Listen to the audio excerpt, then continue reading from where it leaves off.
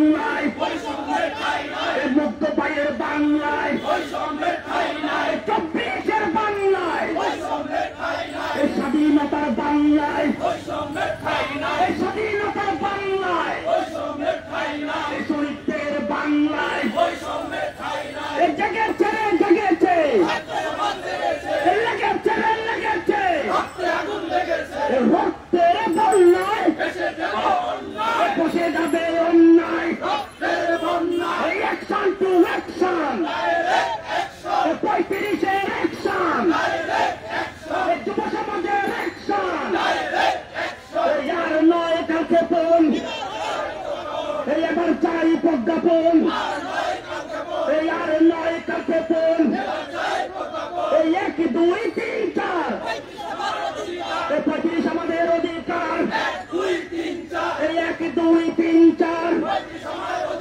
পদ্মা মেঘনা যমুনা 35 আমার ঠিকানা জেগেছে জেগেছে লেগেছে লেগেছে রক্তের বন্যায় রক্তের বন্যায় জেগেছে জেগেছে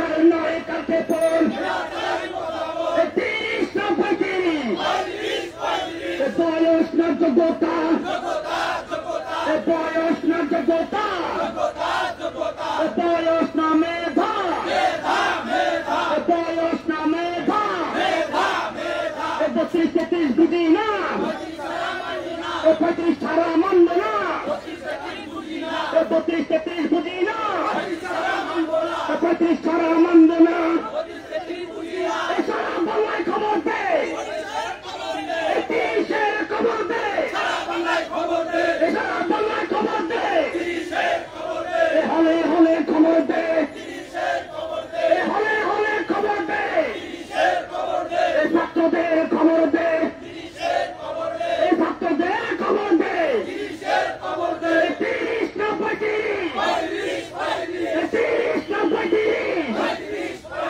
বয়স না যোগ্যতা বয়স না যোগ্যতা বয়স না মেধা সারা বাংলা দর্শন কোন দাবি আছে তার মধ্যে কোন জায়গা আছে আমাদের কোন দাবি আছে আমাদের কোন দাবি আছে এই শাহবাগ মাঝি মানুষের দাবি আছে এই শাহবাগ থানার দাবি আছে ওই সেই দাবি 75 চালিয়ে দাও তরুণ সমাজ শক্তি যোগাও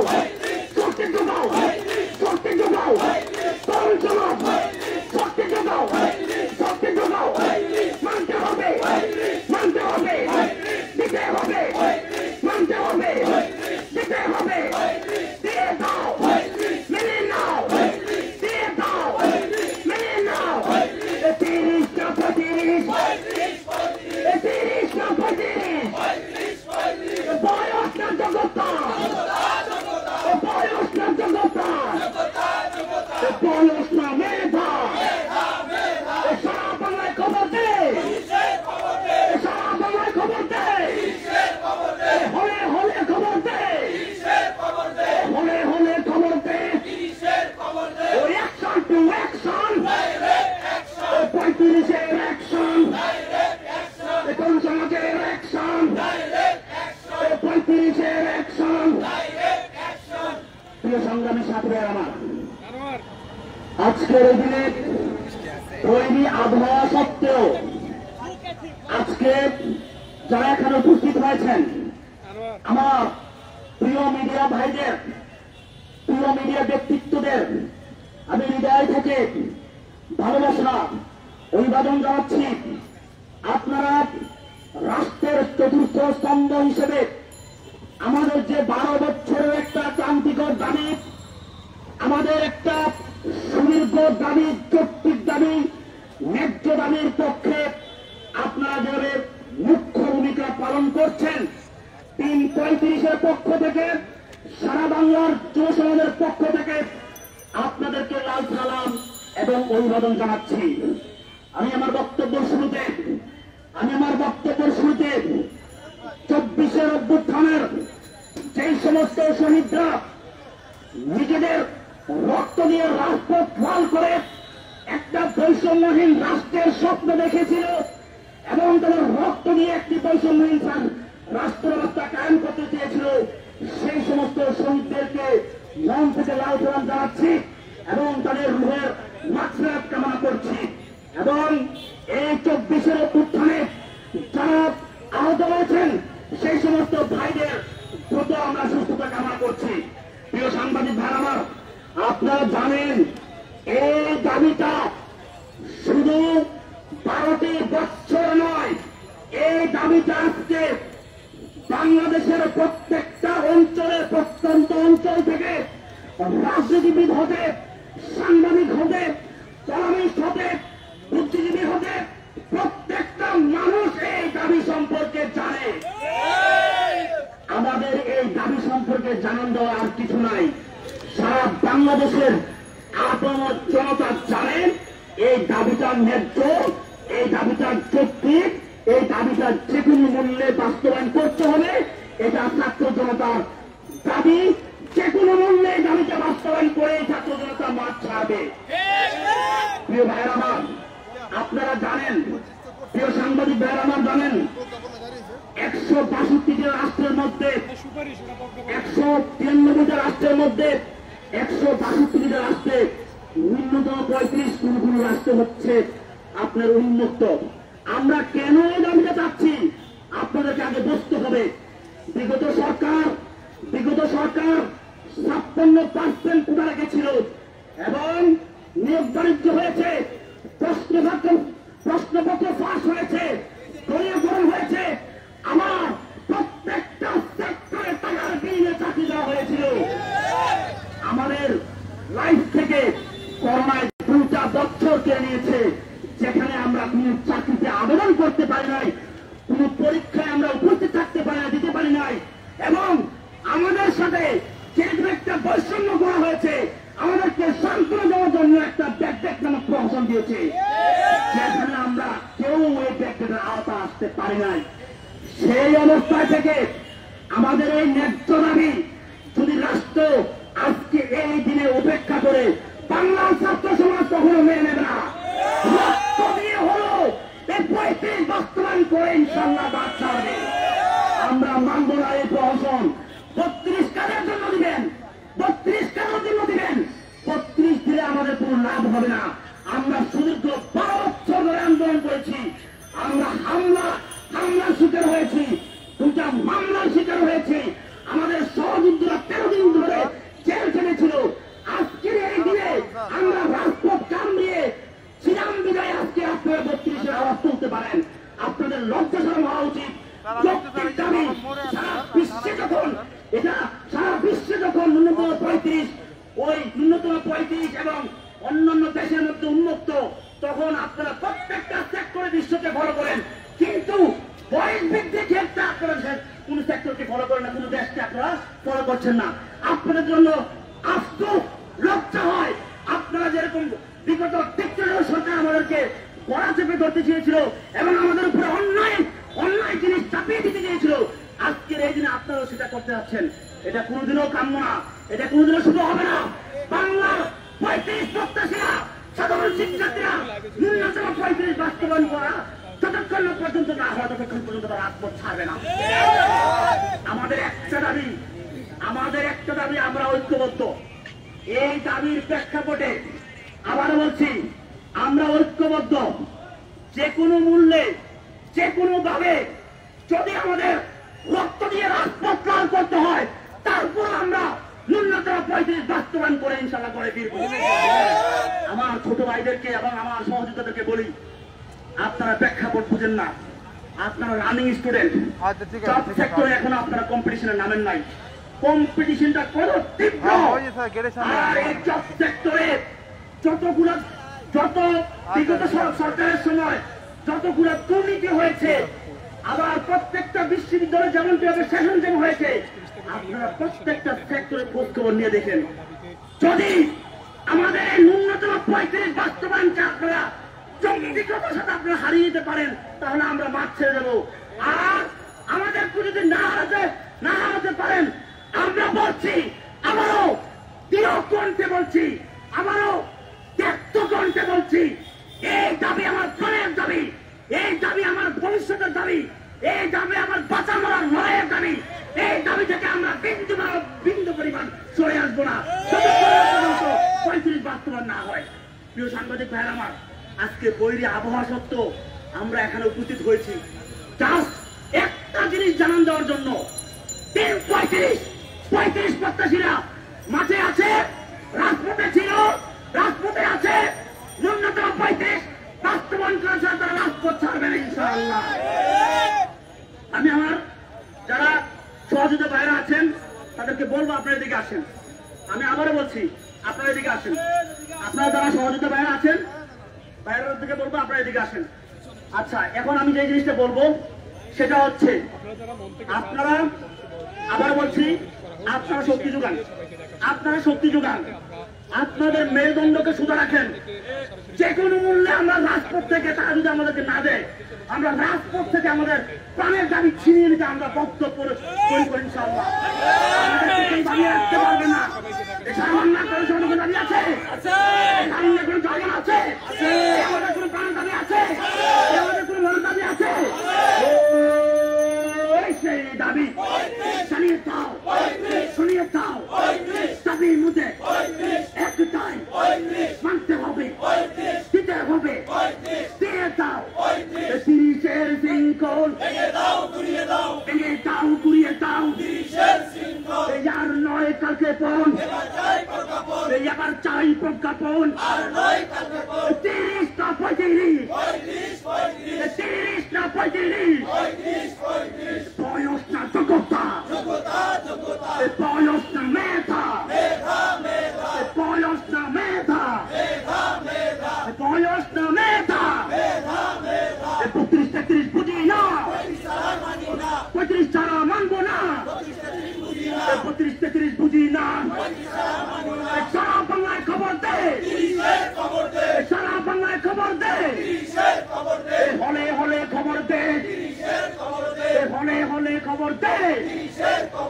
অ্যাকশন টু অ্যাকশন, তরুণ সমাজের অ্যাকশন, তারুণ্যের অ্যাকশন, জেগেছে জেগেছে, ছাত্র সমাজ জেগেছে, লেগেছে লেগেছে, রক্তের বন্যায়, রক্তের বন্যায়, রক্তের বন্যায়, অ্যাকশন টু অ্যাকশন, 35-এর অ্যাকশন, যুব সমাজের অ্যাকশন, তারুণ্যের অ্যাকশন, মুক্ত পায়ের বাংলায়, মুক্ত পায়ের বাংলায়, রক্তদানের বাংলায়, স্বাধীনতার বাংলায়, শহীদ ভাইয়ের বাংলায়, শহীদের বাংলায়, শহীদের বাংলায়, জেগেছে রে জেগেছে, জেগেছে রে জেগেছে, আর নয় কালকে পর, এবার চাই প্রজ্ঞাপন, আর নয় কালকে পর, এবার চাই প্রজ্ঞাপন। মুক্ত পায়ের বাংলায়, মুক্ত পায়ের বাংলায়।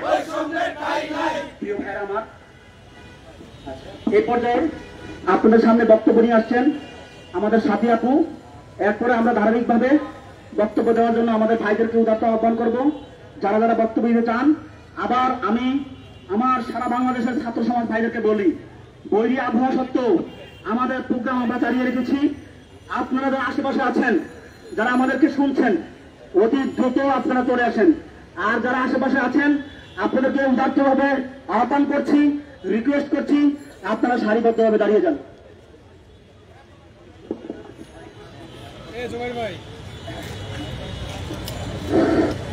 আসসালামু আলাইকুম, সবাই কেমন আছেন? ভালো আমরা কিভাবে থাকতে পারি? বিগত সরকার 12 বছরে আমাদের ভালো থাকতে দিয়েছিল? আমরা হতাশায় নিমজ্জিত হয়ে 12টা বছর কাটিয়েছিলাম। একজন নারী সরকার 16 বছর ক্ষমতায় থাকার পরও আরো একজন নারী হয়ে যখন আমরা 12 বছর রাজপথে ঘুরে ফিরে ওনার কাছে গিয়েছি, ওনাদের কাছে অনুরোধ করেছি, কাকুতি করেছি, মিনতি করেছি, আমাদের কথা শুনিনি। তিনি তেনার যে ভুট্টো খান তার কথা, জনপ্রশাসন মন্ত্রীর কথা চলছে। আজকে কোথায় তার ক্ষমতা, কোথায় জনপ্রশাসন মন্ত্রী? আমাদের তো তাকে ফুল দিয়ে বরণ করা উচিত, কারণ তিনি আমাদেরকে কারাবরণ করেছিল। তিনি আমাদেরকে 13 দিন ক্ষমতা কারাবরণ করেছে। স্বয়ং আল্লাহ তাকে কারাবরণ করার ব্যবস্থা করে দিয়েছে, কারণ কেউ যদি অন্যায়ভাবে কারোর উপরে জুলুম করে আল্লাহ তার বিচার অবশ্যই করে। প্রিয় শিক্ষার্থী ভাই বোনেরা, আজকে আমরা যারা এখানে দাঁড়িয়েছি, আমরা দুঃখ পরাক্রান্ত মন নিয়ে এখানে দাঁড়িয়েছি। দীর্ঘ 12 বছরের একটা লড়াই সংগ্রামের মাধ্যমে আমরা একটা ফ্যাসিস্ট সরকারের পতন ঘটিয়েছি। আমি সর্বপ্রথম এই 24-এর কোটা আন্দোলনের মাধ্যমে শহীদ হওয়া সকল ভাইদের প্রতি আন্তরিক অভিনন্দন জানাচ্ছি এবং তাদের প্রতি আমরা কৃতজ্ঞতা স্বীকার করছি। তাদের রক্তের বিনিময়ে আমাদের এই লাল সবুজের পতাকা অর্জিত হয়েছে। আরো একবার আমরা স্বাধীনতার স্বাদ পেলাম। আপনারা দেখেছেন যে কিছুদিন আগে আমরা যখন আন্দোলন করেছিলাম তারই প্রেক্ষিতে গত 2 দিন 3 দিন আগে আমাদের সমন্বয়করা বলেছে 32 নিয়ে ভাবা যায়। এখন রাষ্ট্র হচ্ছে 18 কোটি জনগণের। সমন্বয়করা টোটাল 18 কোটি জনগণের ভাগ্য নির্ধারক নয়, তারা হয়তো বৈষম্য বিরোধী ছাত্র আন্দোলনের ভাগ্য নির্ধারণ হতে পারে। 18 কোটি জনগণ আমাদেরকে পুষিয়ে দিয়ে, মাটির সাথে মিশিয়ে দিয়ে তারা কি একটা সিদ্ধান্ত দিতে পারে? আমাদের উপদেষ্টারা আছে, তারা সিদ্ধান্ত দেয়, তাদের সিদ্ধান্তের অপেক্ষা আমরা আছি। আমরা কেউ 35 সালে ঘরে ফিরবো? আমরা একবার নয় 2 বার যদি এদের স্বাধীন করতে পারি। এই 35-এর আন্দোলনের জন্য যখন আমরা মামলা খেয়েছি, এই 35-এর আন্দোলনের জন্য যখন আমরা 13 দিন পর্যন্ত জেল খেতে পারছি, 13 দিন জেলে থাকার আমাদের অভিজ্ঞতা আছে। প্রয়োজনে না হয় আরো একবার রক্ত দিতে আমরা প্রস্তুত। 35 ছাড়া আমরা কিন্তু মানব না। আপনারা আমাদের সাথে বসেন, আমরা 35 দাবি কেন চাই 100টা যৌক্তিকতা আমরা আপনাদের কাছে তুলে ধরতে রাজি আছি। আপনারা দেখছেন 192টা স্বাধীন রাষ্ট্রের মধ্যে 162টা দেশে 35+। যাদের শিক্ষিত বেকারের হার 0, বাংলাদেশ সারা বিশ্বের মধ্যে শিক্ষিত বেকারে এখন 2য় অবস্থানে রয়েছে। খুব শীঘ্রই সেটা হয়তো 1ম স্থানে চলে আসবে। 1ম স্থানে রয়েছে পাকিস্তান, 2য় স্থানে রয়েছে বাংলাদেশ। তাহলে বাংলাদেশ আর পাকিস্তানের মধ্যে পার্থক্য কোথায়? এত স্বাধীনতা, এত লড়াই, এত সংগ্রাম, এত জীবন, এত তাজা তাজা প্রাণগুলো ঝরে গেল, তারপরে যদি পুলিশের পিছনে না লেগে সেই যে 12 লক্ষ ভারতীয়রা বাংলাদেশে চাকরি করছে তাদেরকে তাড়ানোর ব্যবস্থা করেন। আপনারা তাদেরকে না পারিয়ে কেন আপনারা আমাদের পিছনে লেগে আছেন? আমরা তো এদেশের নাগরিক। আমরা কিন্তু কোটা আন্দোলনে সবাই সক্রিয়ভাবে অংশগ্রহণ করেছি। আমরা প্রত্যেকটা শিক্ষার্থী আমরা দেখাতে পারবো যে সময় নেট বন্ধ করে দিয়ে ছাত্র গণহত্যা করা হয়েছিল সেই সময় পর্যন্ত আমরা মাঠে থেকেছি, আমরা গুলি খেয়েছি, আমাদের প্রত্যেকের শরীরে আঘাতের চিহ্ন আছে। তাহলে আপনারা 2-1 জন মিলেই কিন্তু এদেশটা স্বাধীন করেননি। আপামার জনগণ, রিক্সাওয়ালা থেকে কুলি, মজুর, তাঁতি, সর্বশ্রেণীর মানুষ মিলে কিন্তু আমরা এই দেশটা স্বাধীন করেছি।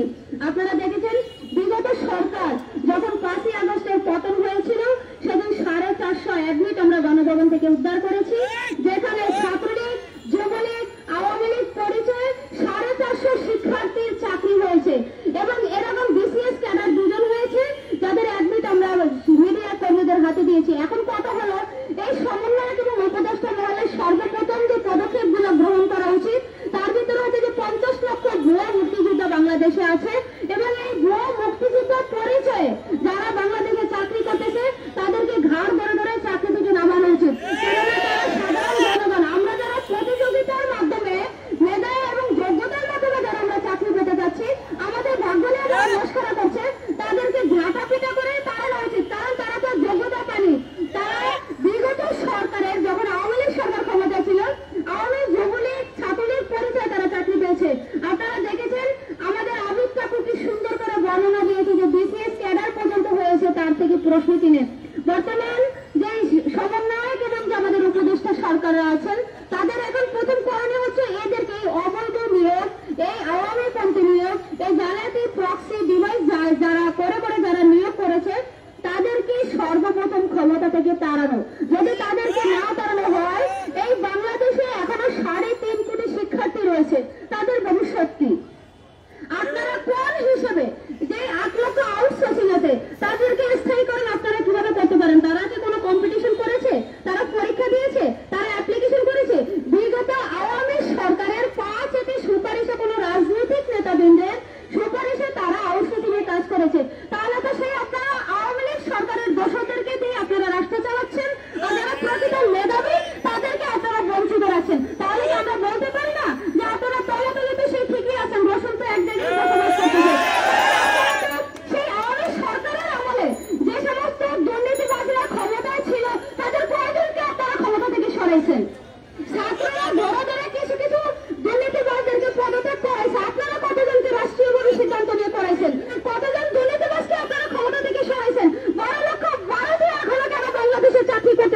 আপনারা কতজনকে পদত্যাগ করেছেন? আজকে আউটসোর্সিংদেরকে আপনারা দিচ্ছেন, আনসারদের দাবি মেনে নিচ্ছেন, রিকশাওয়ালাদের দাবি মেনে নিচ্ছেন। তাহলে আমরা কি রোহিঙ্গা আসছি নাকি আমরা বেঙ্গল থেকে আসছি? স্বাধীন বাংলাদেশের নাগরিক। এই বাংলাদেশে আমার বাপ-দাদারা জন্মগ্রহণ করেছে।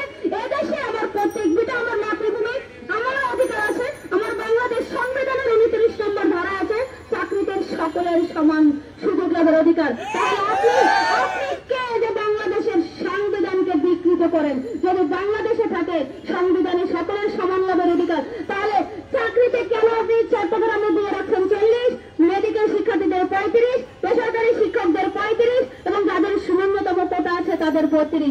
আমরা তো এমন বাংলাদেশ চাই না। যদি বৈষম্যহীন বাংলাদেশের জন্য তাদের রক্ত ঝরতে পারে, যদি বাংলা দ্বিতীয়বার বৈষম্যহীন স্বাধীনতা হতে পারে, তাহলে আমরা কেন বৈষম্যহীন সরকারের হাতে বলি শিকার হয়ে আজও আমরা বৈষম্য থাকবো? আপনারা দেখেছেন এই যে 26,53,000 আমরা প্রত্যেকে মাস্টার্স ডিগ্রি কমপ্লিট করা শিক্ষার্থী। আমরা যদি রাষ্ট্র যদি বলে যে আমরা শিক্ষার্থীদের নিয়ে রাষ্ট্র গঠন করব, তাহলে আমরা কি শিক্ষার্থী নয়? আমরা কি দেশের সম্পদ নয়? এই 26 লক্ষ শিক্ষার্থী কি রাষ্ট্রের জন্য নয়? আমাদেরকে কেন বারবার বোঝা রাখা হবে? বিগত সরকার আমাদেরকে বোঝা বানিয়ে রাখছে, বর্তমান সরকারও যদি আমাদেরকে বোঝা বানিয়ে রাখে, তাহলে আমরা যাবো কার কাছে? আমাদের কথা একটাই, দাবি একটাই, 35-এর থেকে যদি 35 দিনও কম হয় তাও আমরা মানব না। এখন তো আমরা মাঠে দাঁড়িয়েছি, দুর্বার গতিতে আন্দোলন চলবো। 26 লক্ষ শিক্ষার্থী, 2 কোটি ভোটার, যে সরকারি ক্ষমতা আসবে তাদেরকে আমাদের দরকার হবে। এ রাষ্ট্র সুন্দরভাবে চালাতে হলে অবশ্যই আমাদেরকে দরকার হবে। এ রাষ্ট্রে যদি শৃঙ্খলা ফিরিয়ে আনতে হয় তাও আমাদেরকে দরকার হবে। আমরা প্রত্যেকেই শিক্ষার্থী, আমরা রাষ্ট্রের সুস্থ সুন্দর একটা সমাধান চাই। আমরা প্রজ্ঞাপন চাই, অতি দ্রুত প্রজ্ঞাপন চাই। তবে আমরা 32 নয়, 32 মানবই না। কেন মানবো আমরা? 32-এর জন্য কি জেল খেটেছি নাকি? 32-এর জন্য কি আমরা বিগত ফ্যাসিস্ট সরকারকে তাড়িয়েছি নাকি? আমাদের সাথে বিগত সরকারের শত্রুতাই ছিল 35 দেয়নি, তাই আমরা তাদেরকে তাড়ানোর জন্য সরাসরিভাবে অংশগ্রহণ করেছি। এই কোটা সংস্কার আন্দোলন সর্বপ্রথম 2024-এ যদি কেউ উত্তোলন করে থাকে সেটা এই 35 আন্দোলনের শিক্ষার্থীরা। যখন কোটা ঢাকা ইউনিভার্সিটি সহ সারা ইউনিভার্সিটি যখন কোটা আন্দোলনের জন্য নামেনি, তখন থেকে রাজপথে সর্বপ্রথম এই 35 আন্দোলনের শিক্ষার্থীরা কিন্তু কোটা বিরোধী আন্দোলন করেছিল এবং তারাই সর্বপ্রথম কোটার বিরুদ্ধে আওয়াজ তুলেছিল। আমরাই আমাদের প্রত্যেকটা আন্দোলনে কোটার বিরুদ্ধে আওয়াজ তুলেছিলাম। আর আজকে আমাদেরকে ছেড়ে দিয়ে 2-4 জনের কথাই কিন্তু রাষ্ট্র সিদ্ধান্ত নিতে পারে না। 18 কোটি জনগণের ভাগ্য 18 কোটি জনগণই নির্ধারণ করবে, না হয় আমাদের সরকার প্রধান নির্ধারণ করবে। আমাদের কথা একটাই, আমরা অনেক ধৈর্য ধরেছি, আমরা ধৈর্য ধরতে পারবো না। বিগত সরকার আমাদের সাথে অনেক প্রতারণা করেছে। নির্বাচনী ইস্তেহার 2018-তে রেখে প্রতারণা করেছিল। আমরা আর প্রতারণার শিকার হতে চাই না। আমরা একাধিকবার ধৈর্য ধরেছি, আমরা স্মারকলিপি দিয়েছি, আমরা রাজপথে থেকেছি। হয় আমাদেরকে 35 দিবেন, না হয় আমাদেরকে 26,53,000 শিক্ষার্থীর সার্টিফিকেট গুলো আমরা প্রধান উপদেষ্টার বরাবর যমুনাতে গিয়ে দিয়ে আসবো। কারণ আমাদের তিনি নিজেও 162টা দেশের থেকে সম্মানপ্রাপ্ত, তিনি নিজেও নোবেল বিজয়ী। তিনি জানেন যে তার উপরে যদি মানুষ ডিগ্রি অর্জন করে থাকে, তার উপরে যদি সারা পৃথিবীতে শিক্ষা গ্রহণ করা থাকে, তাহলে তো তার তো বোঝা উচিত যে সেই সম্মানীয় ব্যক্তি আমাদের দেশের প্রধান উপদেষ্টা। আর আমরা তার কাছে দাবি জানাবো, হয় আমাদেরকে 35 দিবেন, না হয় 26 লক্ষ শিক্ষার্থী আমরা সার্টিফিকেট হাতে যমুনায় গিয়ে বসে থাকবো। হয় আমরা সেখান থেকে নিজেদের জীবন বিসর্জন দিয়ে আসবো, আমরা হয় আমাদের 35 দিবেন। যে কোনো একটা আপনাদের করতে হবে। আমাদের এমনিতেই মেরুদণ্ড ভেঙে গেছে, আমরা মরে গেছি, আমরা অর্ধমৃত হয়ে রাষ্ট্রের কাছে বেঁচে আছি। আমরা গ্রামে যেতে পারি না, আমরা পরিবারের কাছে যেতে পারি না, আমরা আত্মীয় স্বজনের কাছে যেতে পারি না। বলে কি করছো তোমরা পড়াশোনা করে? আসলে যে আমরা বৈষম্যের কাছে হেরে গেছি, আমরা আওয়ামী লীগ সরকারের কাছে হেরে গিয়েছি, আমরা কোটার কাছে হেরে গিয়েছি। 30-31টা ভাইবা দেওয়ার পর আমাদের চাকরি হয়নি। এটা আওয়ামী লীগ সরকারের বলির শিকার ছিলাম আমরা। আদান দিচ্ছে, আমরা আপনাদেরকে ধন্যবাদ জানাচ্ছি, মিডিয়া ভাইদেরকে ধন্যবাদ জানাচ্ছি আমাদের সাথে থাকার জন্য। এবং যারা এখনো চলে আসেননি, আপনারা অতি শীঘ্রই অতি দ্রুত চলে আসেন। দাবি আমাদের একটাই, সংখ্যা আমাদের একটাই। যদি 35 সেকেন্ডও কম হয় আমরা মানব না। সবাই ভালো থাকবেন এবং সকলের সুস্বাস্থ্য কামনা করছি। ধন্যবাদ সবাইকে।